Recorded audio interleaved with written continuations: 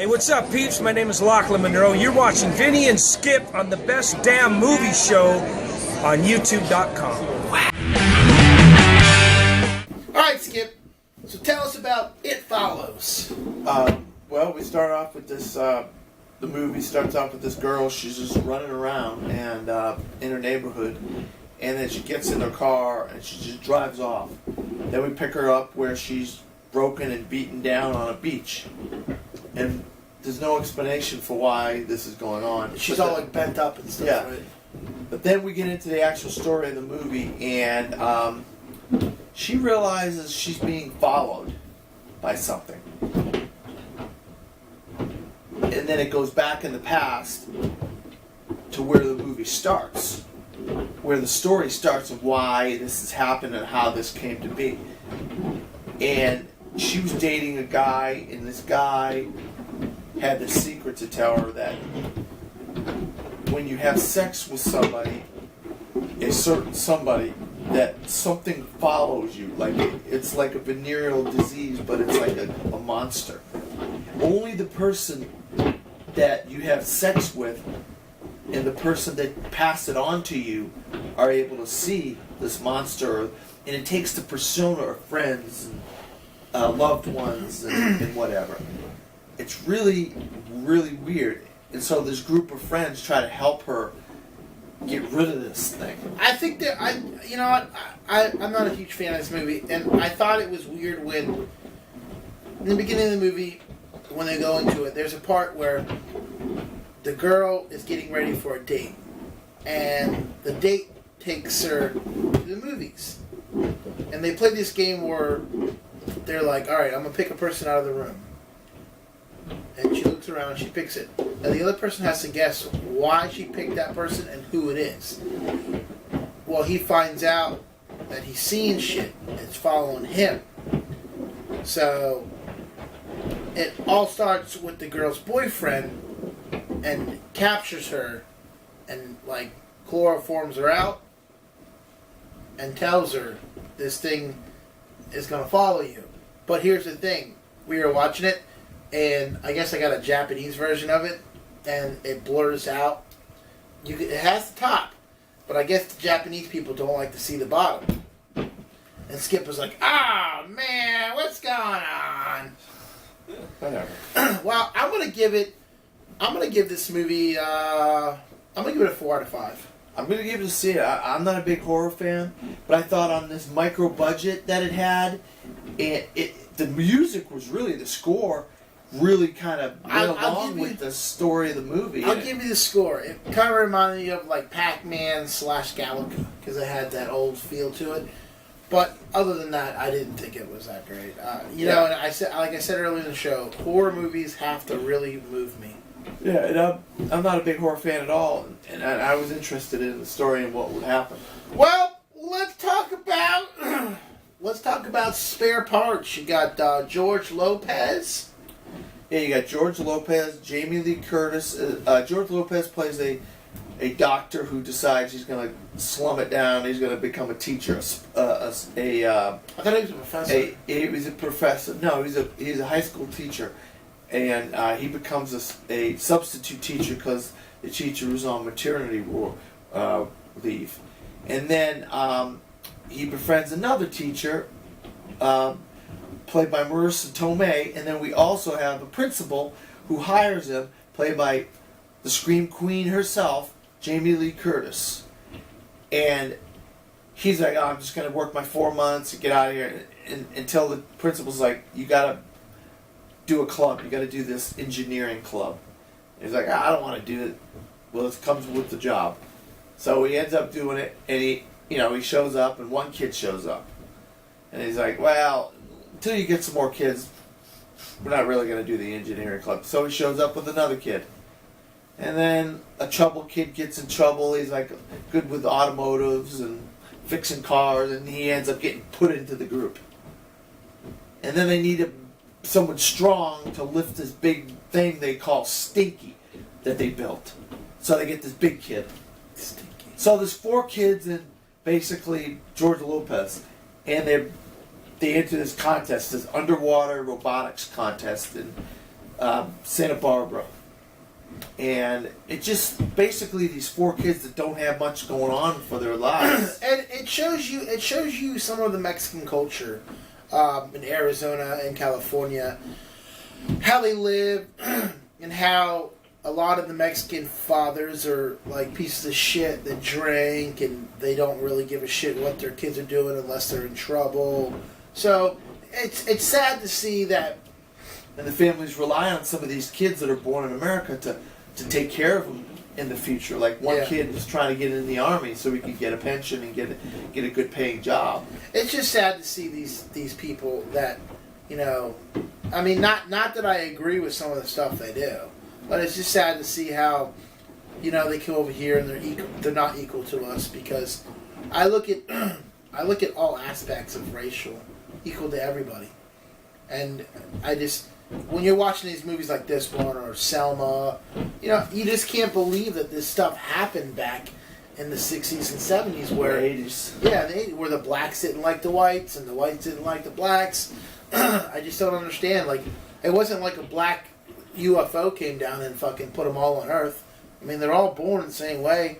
Well, I mean, I don't understand what that person's different from that person. Yeah, I mean, Mexicans don't get a fair shake in this country, but they're hard workers, and these kids really wanted to try to prove that they're smarter than people give them credit for.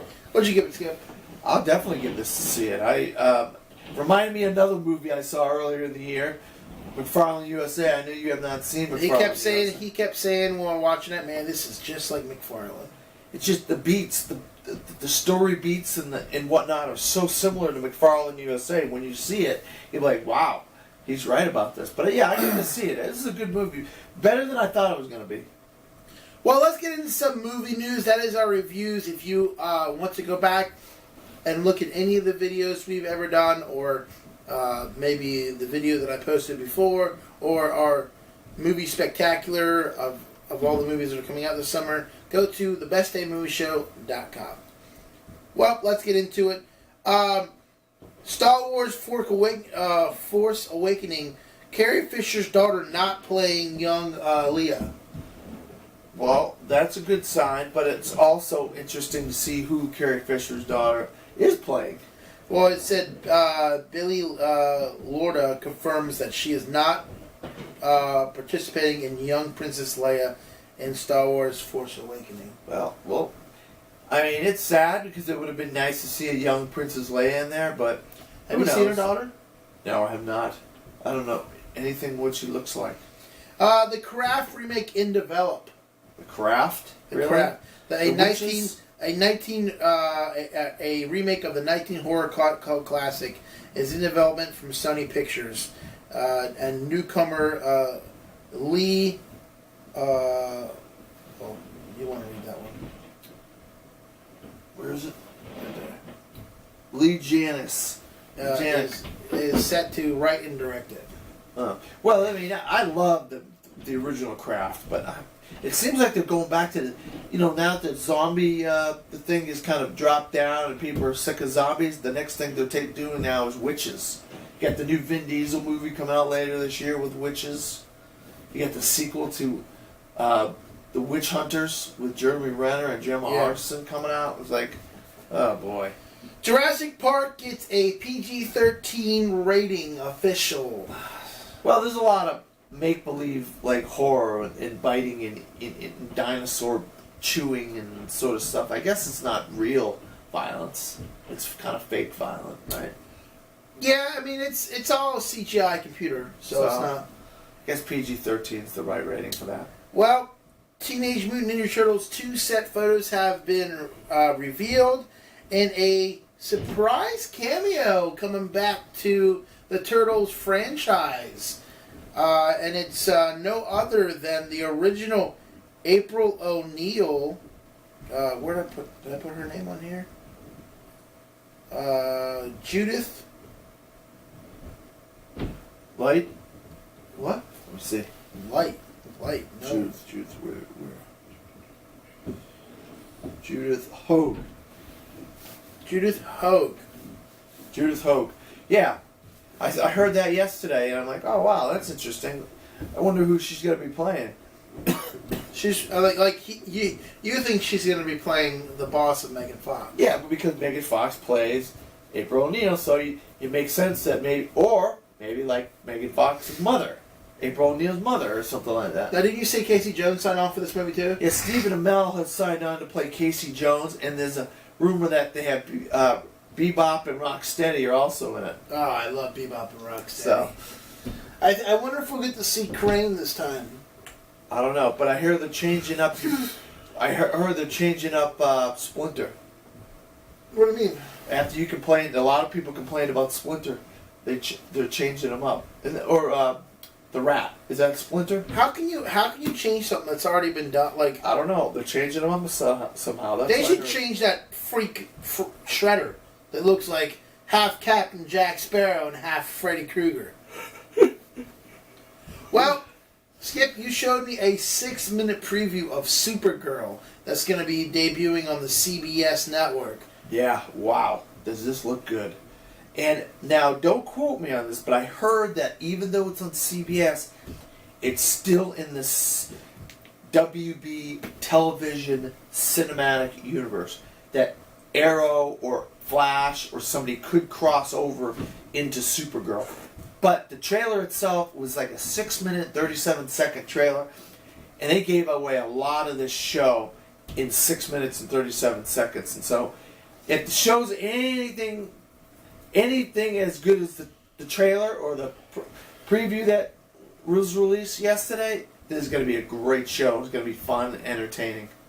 I really enjoyed it. I know you thought it was a little bit too much. I thought, when people do trailers for things like 2 minutes, 40 seconds, a minute and something, it's like a teaser. It's like they're showing you what it's going to look like. I think 6 minutes, I feel like you're giving too much away. I mean, I feel like you're just saying, hey, listen, here's all the characters. This is who this is. This is the story. It's like, you want to tease them. You want people to be, oh, man, I want to see that. I want to watch that. When is it coming on? You don't want to give people the whole damn story in 6 minutes. Yeah, it's Kara Zor-El, the cousin of Superman, and of course they changed him Jimmy Olsen. They always do it. They made Jimmy Olsen a black guy. It's like, really? You gotta make Jimmy Olsen a black guy? But whatever, I know black people watch the show, so sorry about that.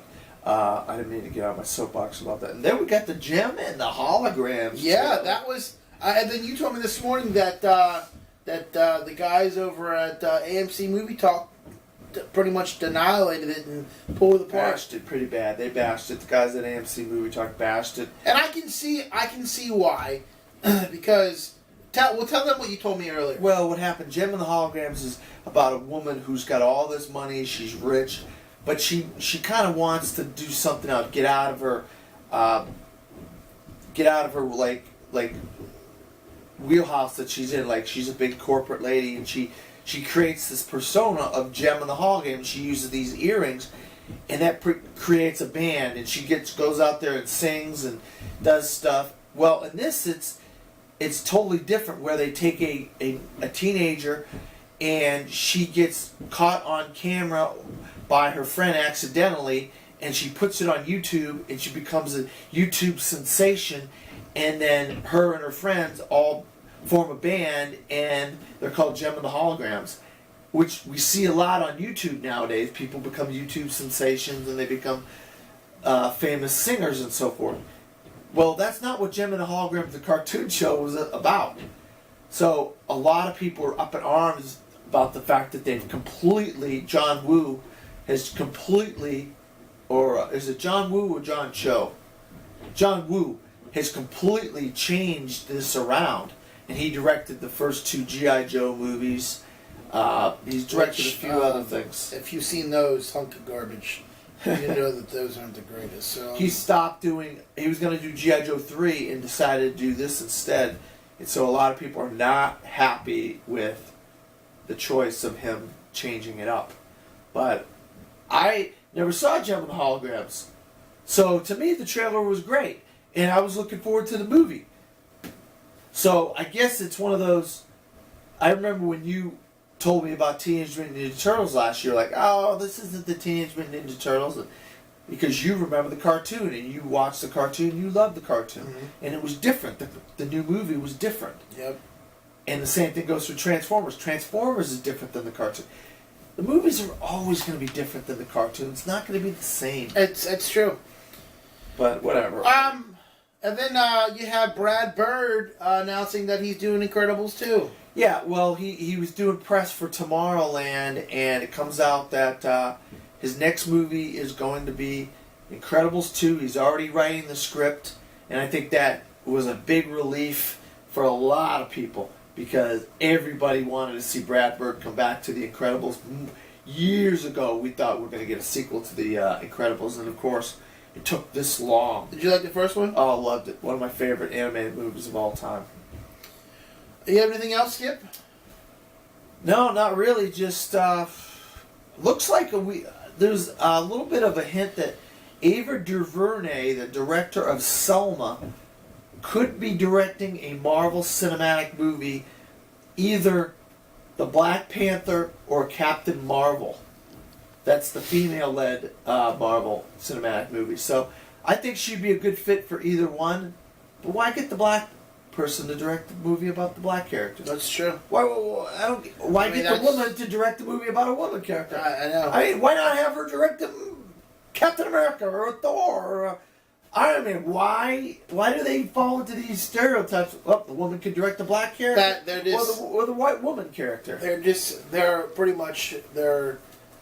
They're setting themselves up for some kind of racial. But DC's doing the same thing. They're trying to get women to direct Wonder Woman. Yeah. You know, they rumored Angelina Jolie, but they ended up getting this other woman. I can't remember her name right now. Well, that's our movie news for this week. Real quick before we leave, Spooky Empire is this weekend. It starts today, and it's the 15th to the 17th at Windermere at Universal, it's near I Drive. It's in the front. It's actually right across the street from the main entrance of Universal. If you want more information about directions, go to spookyempire.com. But man, I'm telling you, this show has it all. I mean, it's not one of their best shows, but I look at it as it's a unique show because Spooky Empire is all about horror convention, horror people, horror directors, and Spooky has, in the last couple years, has gone down another path of, hey, we can do horror, but we can do iconic people too. Like 2 years ago, they had Dennis Rodman there. Where, I mean, what does Dennis Rodman have to do anything about horror or anything? But like this year, they're having the lead singer of Pantera, which is kind of cool. They're doing Brad Dourif, the voice of Chucky, which is amazing because last year they brought us Tobin Bell from Saw. I never thought I would meet him, and now I'm excited to meet Brad Dourif from. He was also the evil guy in Lord of the Rings. Yeah, he's like a sniveling kind of weaselly kind of henchman guy in Lord of the Rings. He's been in like Agents of S.H.I.E.L.D. He's been in Lost. And then you said his name was Tom what? Tom who? From Aliens. Oh, Tom Skerritt. Tom Skerritt and Veronica Cartwright from Aliens are going to be there, which is pretty exciting because, you know, we don't really get a lot of cast members from iconic things like that. Only like Jason and Freddy, and you know, so it's kind of cool to get out. Who else you got? You got the girl that played Pee-wee's girlfriend in Pee-wee's Big Adventure, and she also is the voice of Tommy Pickles from the Rugrats.